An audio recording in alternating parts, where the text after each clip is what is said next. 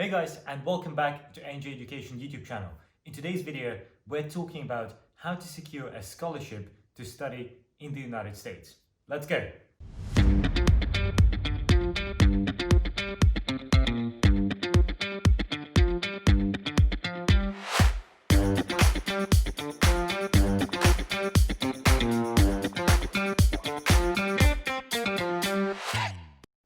Alright, so the conversation of scholarships is a painful topic for many because education is very expensive, and especially in the US, where the cost of undergraduate degree spread over 4 years can run well into 250, 300, sometimes more, $300,000. So it is very expensive and it takes a lot of money and time in planning.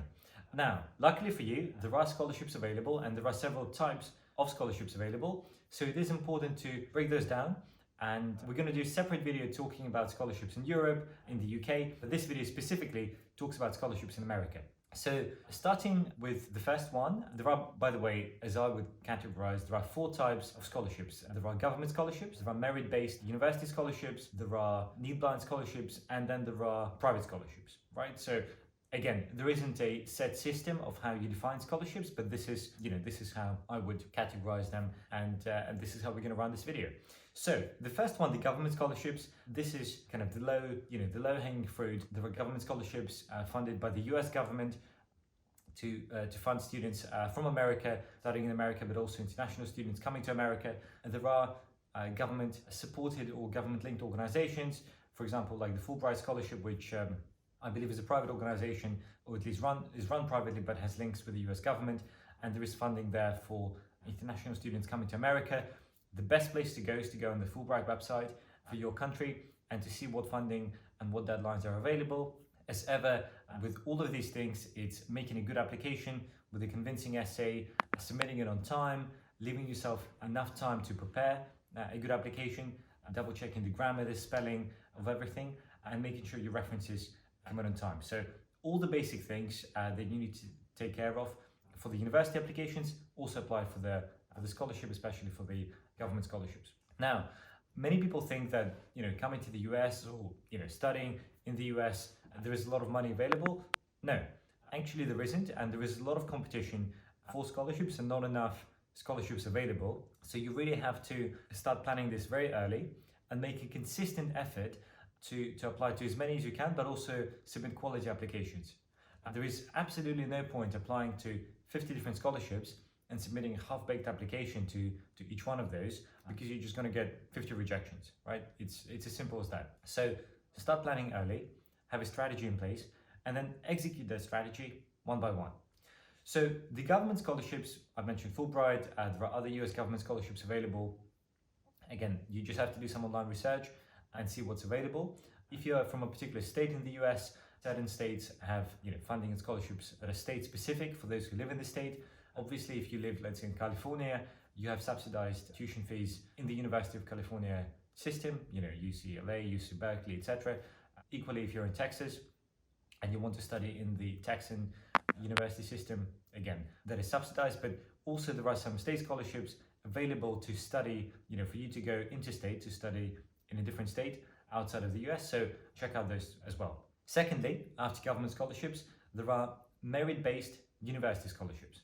And these broadly separate into 3 categories. So you have kind of overall contribution to the school, you have the academic excellence, and you have sporting excellence, right? So if you're an athlete, basically pretty self-explanatory. To get the sports scholarship, you need to be really great at sport. Not just you need to be great, you also need to be on the team, you need to be seen, and you need to have evidence of your sporting achievement. For academic scholarships, you need to be a good student. Again, fairly self-explanatory there.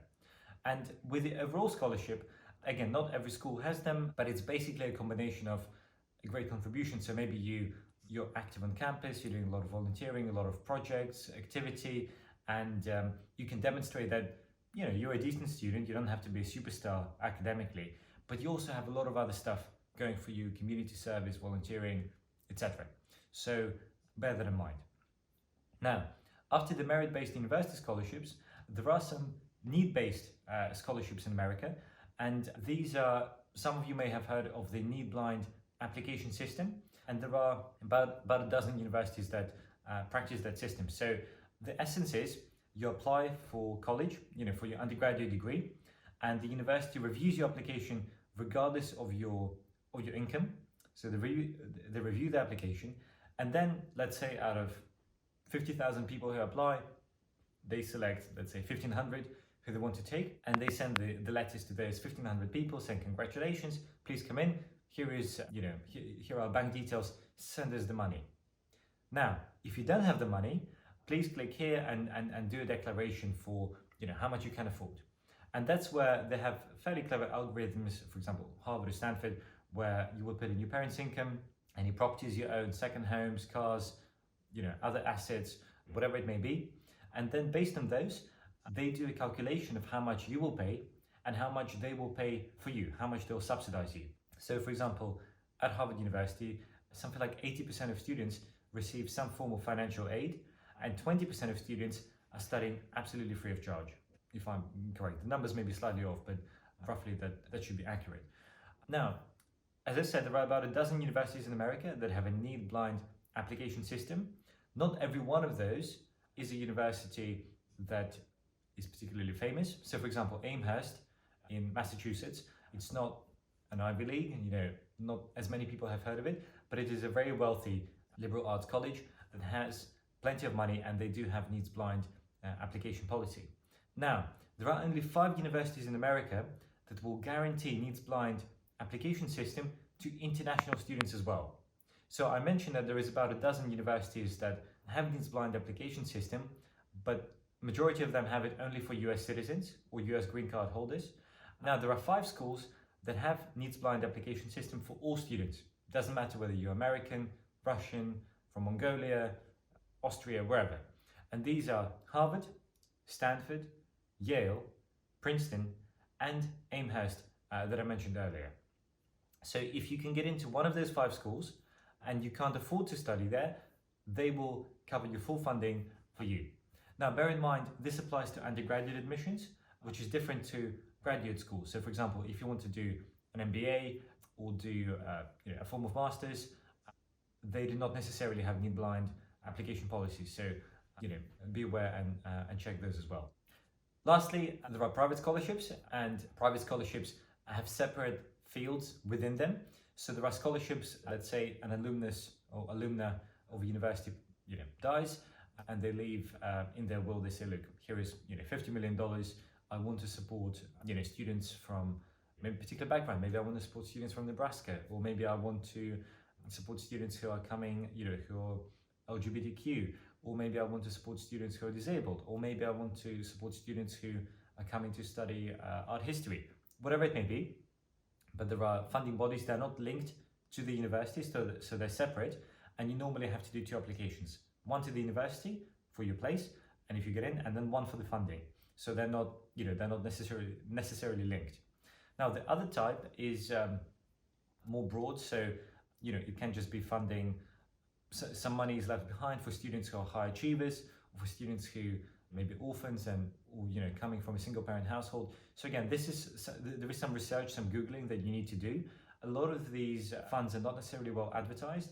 A lot of them have very strict criteria that they will only take US citizens or European citizens or whatnot.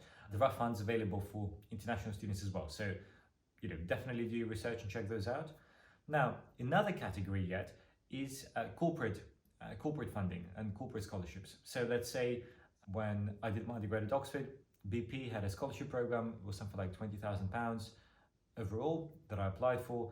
It was regardless of nationality. So I was an international student. I went through interviews. In one of those interviews, I was asked about something I did that showed my leadership skills. I completely made it up, and I lied in that interview about something that never happened.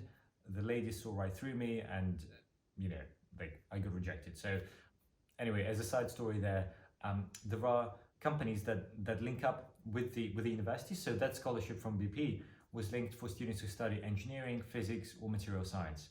So for example, if you're applying to a school, and maybe let's say Microsoft or Apple or whatever are funding some scholarship places, and then the expectation is that you go and work for the company, or you do some research with them. So again, check those out as well. They may apply to you, they may not, but sometimes it does happen. So yeah, that's pretty much it. Again, it's quite a diverse field, and there is a lot of stuff out there, but kind of the general themes are that you can only help yourself by having fantastic grades and doing a lot of community service. It may not advantage your application for all scholarships, but it will definitely not put you at a disadvantage. So do as much stuff as you can.